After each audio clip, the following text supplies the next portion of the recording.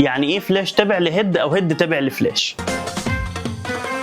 نسا لابساني سنان وتمرجي، خد بنصيحتي تدور واجري. نسا لابساني سنان وتمرجي، خد بنصيحتي تدور واجري. في اوبشن دايما بيكون عندنا في الهيد او في الفلاش بيكون اسمه الاس، اس 1 او اس 2. يعني ايه اس دي؟ هي اختصار سليف، يعني تابع. ايه معنى كلمه تابع دي؟ يعني انت لما تيجي تخلي الفلاش او الهيد على اس، ده معناها ان هو هيتبع نور الاضاءات اللي حواليه. بمعنى ان لما اي مصدر اضاءه طالع من فلاش او هيد حواليه هينور، هو اوتوماتيك هينور معاه حتى لو الكاميرا بتاعتك ما صورتش. ده معناه ان الهيد او الفلاش هيكون بينور مع اي مصدر اضاءه ينور حواليه.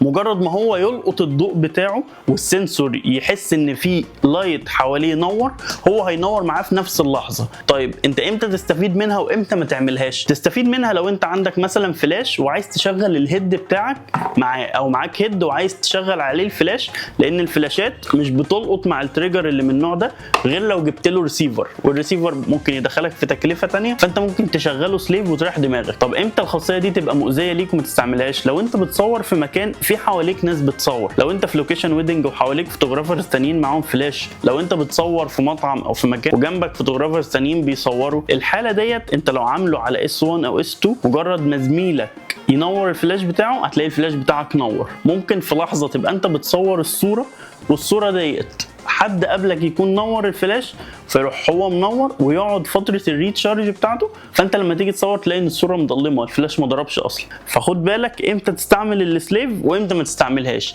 خليك فاهم كده وما تبقاش ماشي على الله، ما تبقاش ماشي على الله.